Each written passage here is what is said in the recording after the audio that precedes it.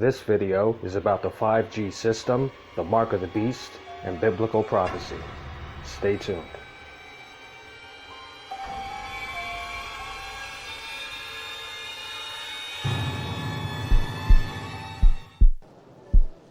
Fingerprints.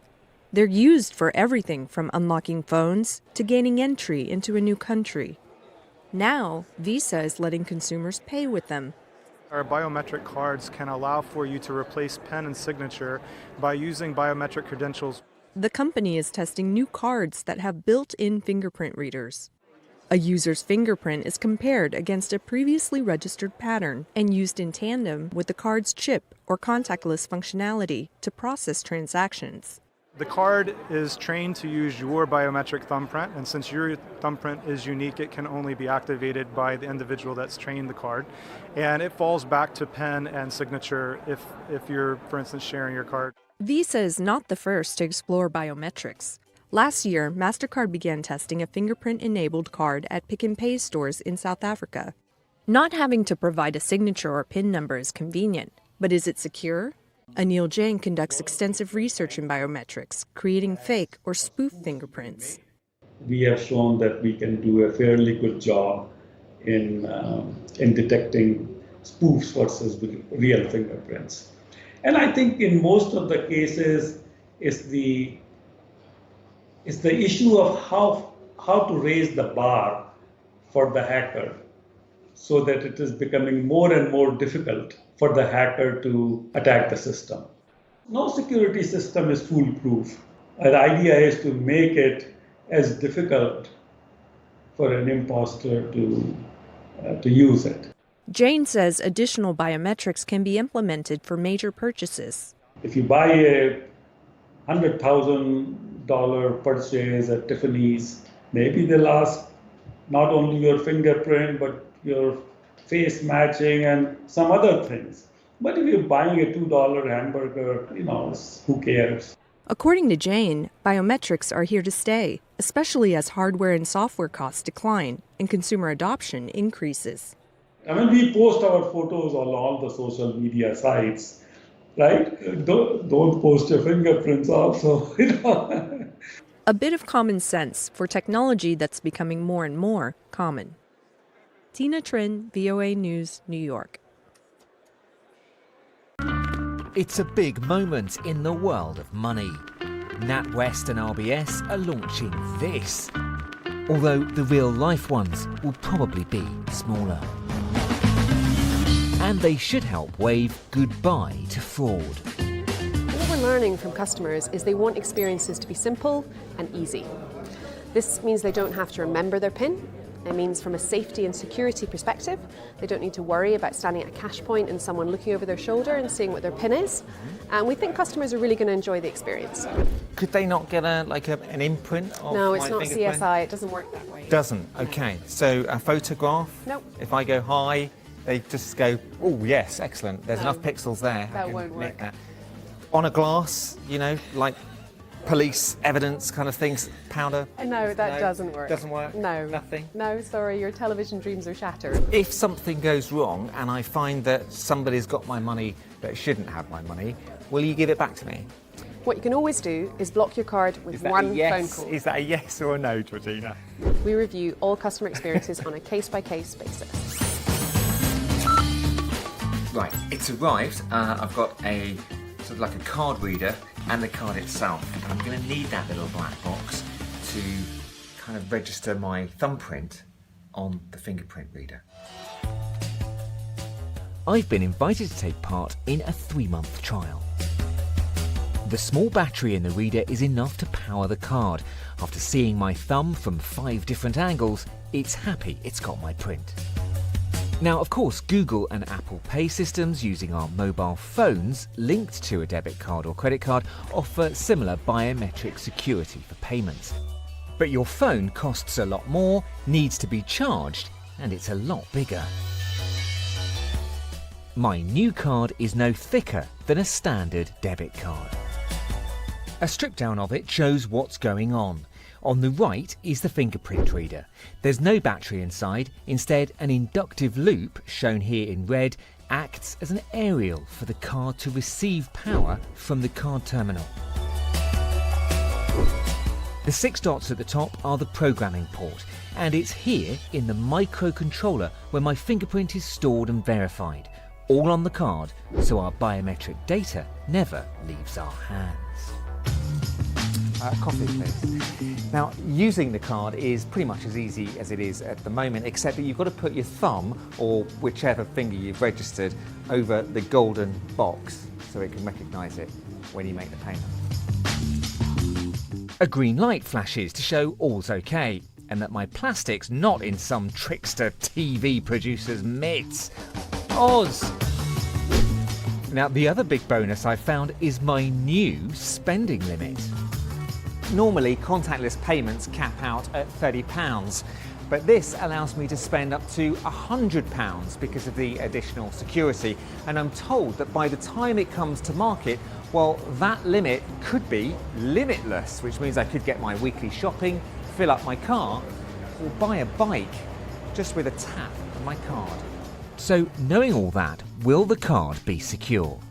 Gemalto is behind the tech. The actual sensor we use is dynamic, which means each time it reads your fingerprint, it needs to have a 98-99% match. But if there's a slight variation, a micro scratch in your finger, it will take that into account. So next time, it knows that micro scratch will be there. But does it then allow for somebody with a similar fingerprint to you to get into the system? No, not at all. I mean, the variation is so small, there's not 2 people that would be in that level of variation. This would be the biggest change to payment cards for a decade, if the banks back it. We might be able to buy groceries with the scan of a part of our body. Tell me more, please. Yes. So here's the deal. Amazon is reportedly testing body scan payment technology. This kind of creeps me out a little bit. According to the New York Post, the e-commerce giant is trying out the system called Orville, which uses biometric technology. The way it works, as it stands, is Amazon Prime users would scan their hand to ring up a purchase instead of a card. The goal is to roll it out at Whole Foods by the beginning of next year. Dina?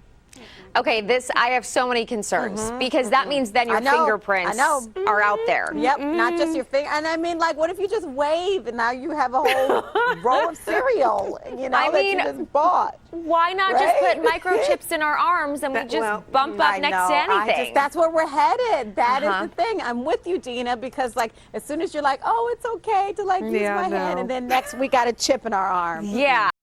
Okay, so I am signing up for Clear because it sounds like a good deal. So Gideon's going to take me through the process. All right, Carol, so what we're going to do first, we're going to start with your 4 right fingers on your right hand and lower that wrist for me. And once you see the fingerprint scoring, you can lift up. There it is. And what it does, it rates all the biometrics. So the green will be good and yellow will be okay. We're going to start with your left hand now, same way. And lower that wrist. That's perfect. And like I said, the green is good, so that's perfect. All right, so both thumbs at the same time. Let me hold that for you. All right. And lower the wrist and relax the shoulders, just like that. And yep, it's coming in. You see it there. The score, and you can lift up. All right. And now we're going to do the eyes. So looking right up here. I don't know if you can see how I'm doing this, but it's kind of cool. Perfect. And look down, you can show the eyes. That's great. That just looks weird. Okay. And now we just get in the documents like your photo ID, state ID, passport, or military ID. Okay. So make sure you bring one of those with you.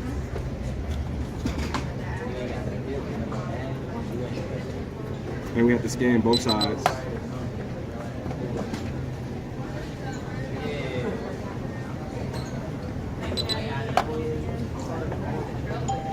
And once you hit the ding, that's good.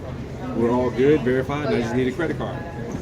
All right. I'm going to turn it off right now because I got to pull out my credit card. What we're going to do is we're going to continue here, just payment update here, and then all we do is put a card on file. Okay. Obviously, to put the card on file, nothing is charged, completely free to do so.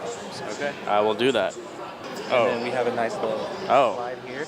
So we'll just slide that bad boy through. Oh, easy, okay. And complete it. Once it's done processing and it's valid, save it, Once this is done processing, like I said, it's about a 2 or 3 minute window until the system actually recognizes your card attached to you, and then you'll be able to make purchases from then on out as long as you're a Clear member.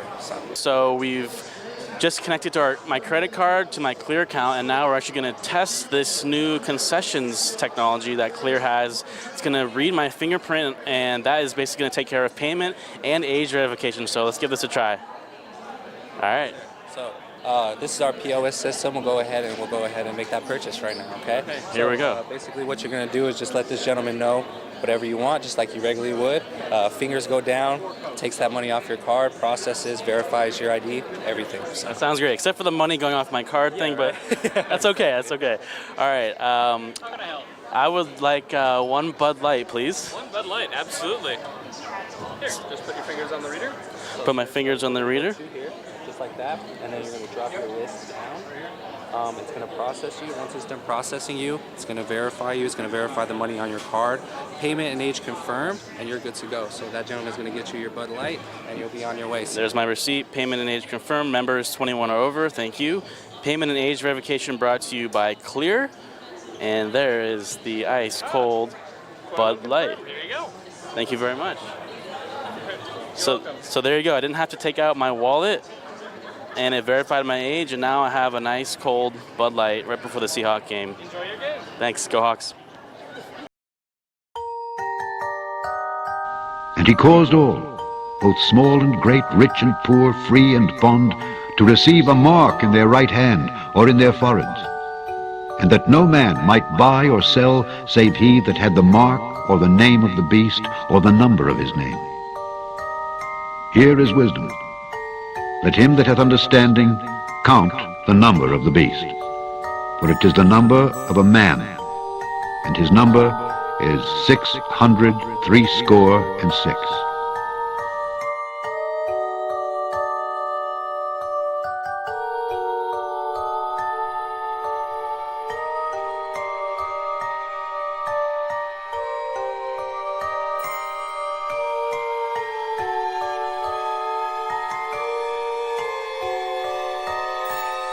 Here is wisdom.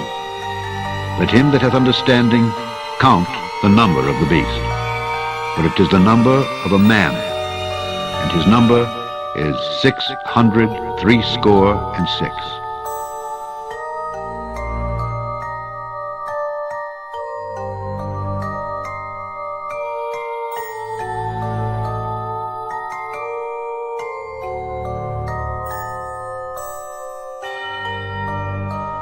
And he caused all, both small and great, rich and poor, free and bond, to receive a mark in their right hand or in their foreheads, and that no man might buy or sell save he that had the mark or the name of the beast or the number of his name.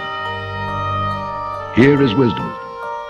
Let him that hath understanding count the number of the beast, for it is the number of a man, and his number is 666.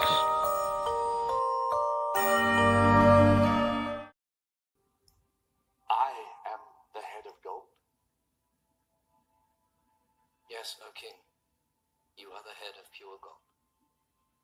Nezer made an image of gold, 90 feet high. All were commanded to fall down and worship, and all did as commanded, except for 3. A moment of your precious time.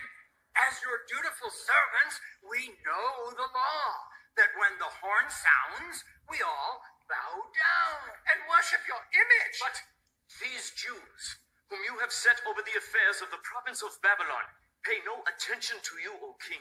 None. They neither worship your gods or serve the image of gold you created. Nothing. Is this true? You refuse to worship my statue? And they worshipped the beast, saying, Who is like unto the beast? Who is able to make war with him? And the first went and poured out his vial upon the earth, and there fell a noisome and grievous sore upon the men which had the mark of the beast, and upon them which worshipped his image. I am the head of gold.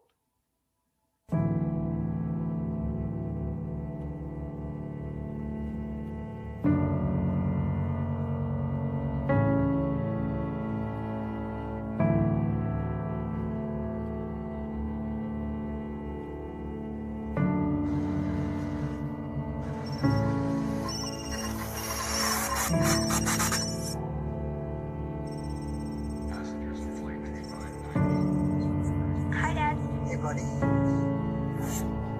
Are you coming home? Yeah, soon.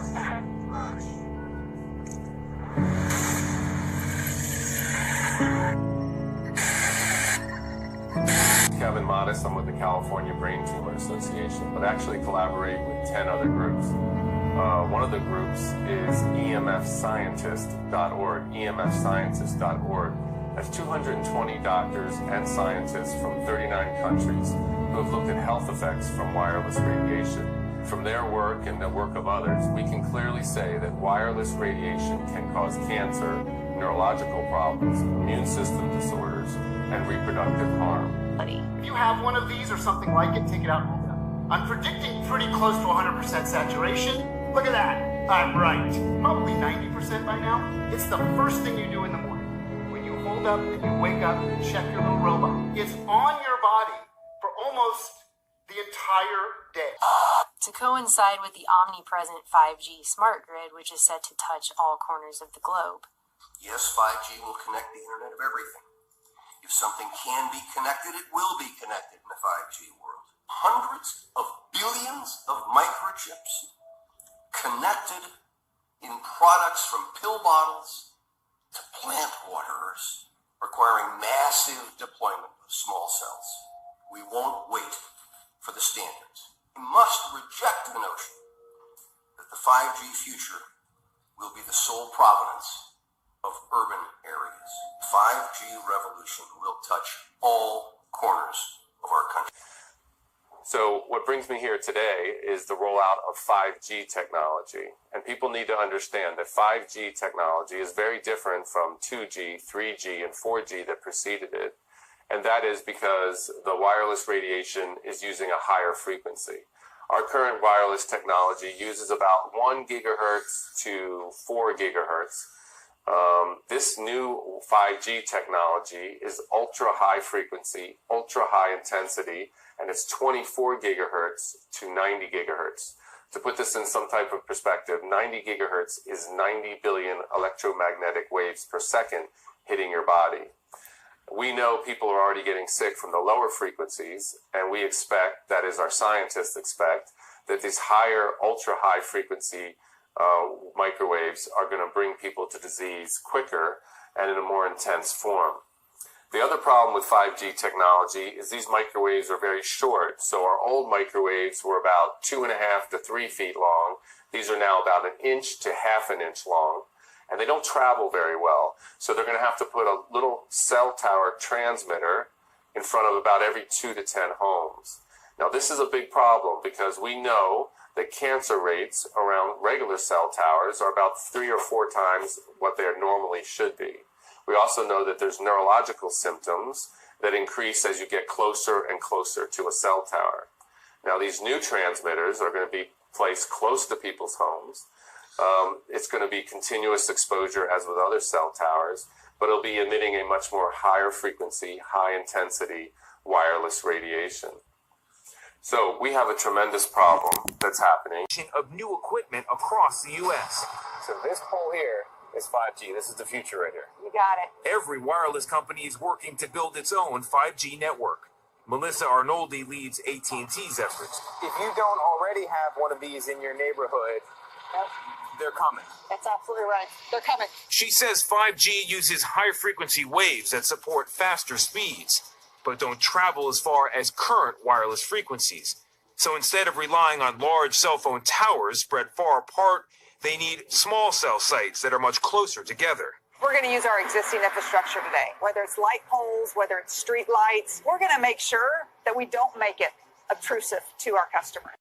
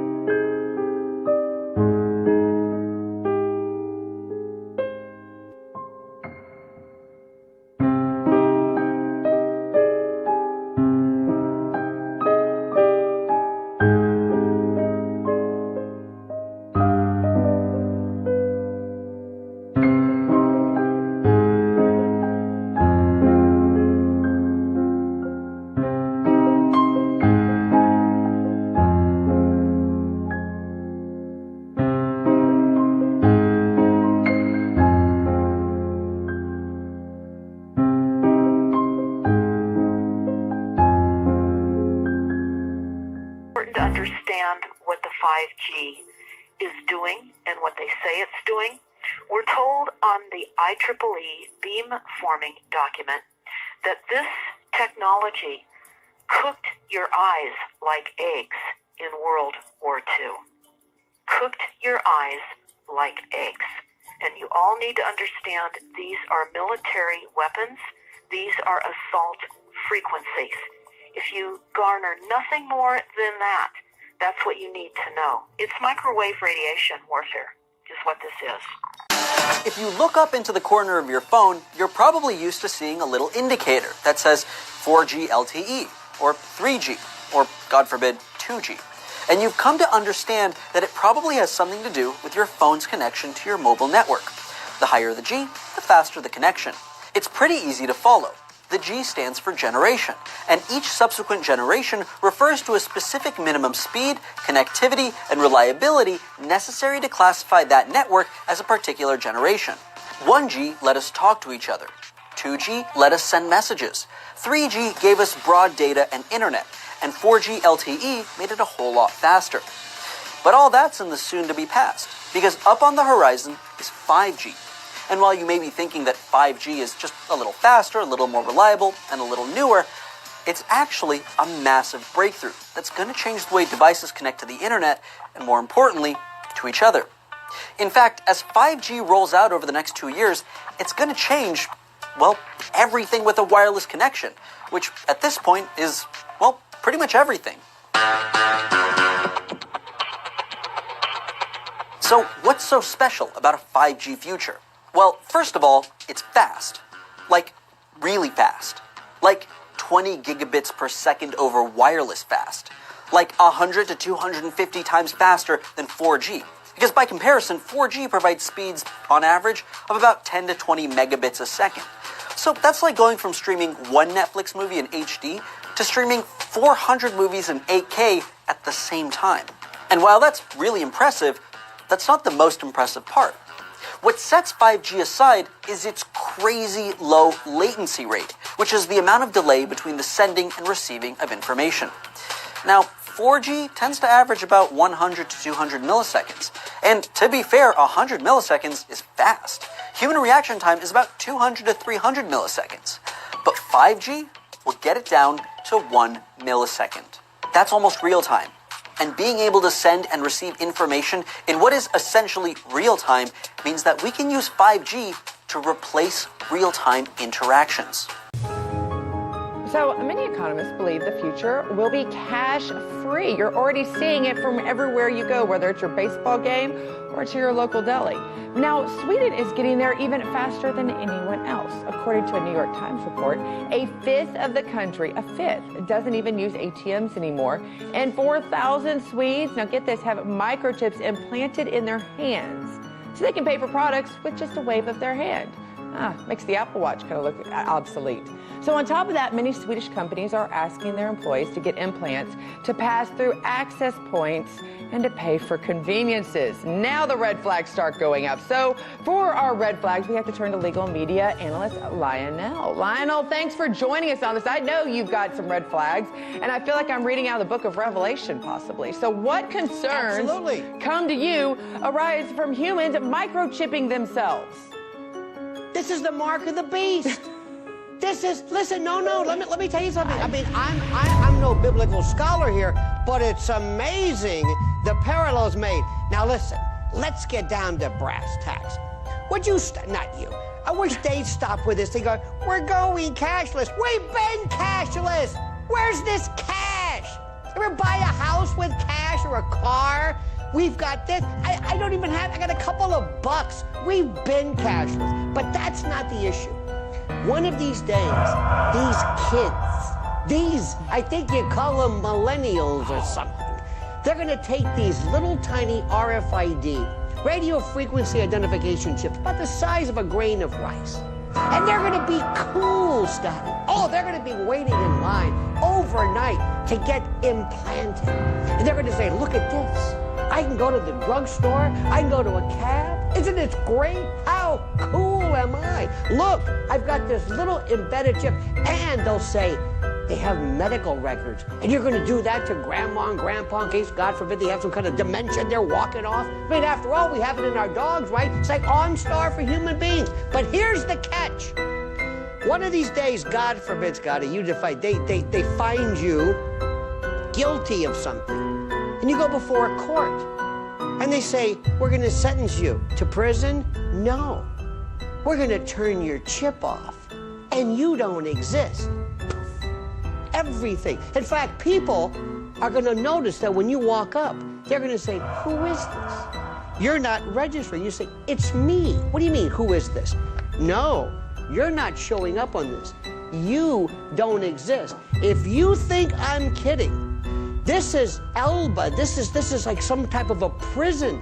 And people are going to be, one of these days, enslaved by this chip that it will replace you.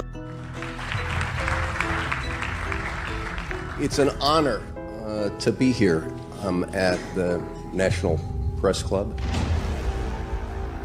The first generation wireless 1G was voice. The second generation 2G allowed both talk and text. The third generation 3G, the internet, in a limited way. And today's technology, 4G, completed that digital migration. But if anyone tells you that they know the details of what 5G is going to become, run the other way. And the third angel followed them, saying with a loud voice, if any man worship the beast and his image, and receive his mark in his forehead or in his hand, the same shall drink of the wine of the wrath of God, which is poured out without mixture into the cup of his indignation. And he shall be tormented with fire and brimstone in the presence of the holy angels and in the presence of the Lamb. And the smoke of their torment ascendeth up forever and ever. And they have no rest day or night, who worship the beast and his image, and whosoever receiveth the mark of his name. And the first went and poured out his vial upon the earth, and there fell a noisome and grievous sore upon the men which had the mark of the beast, and upon them which worshipped his image.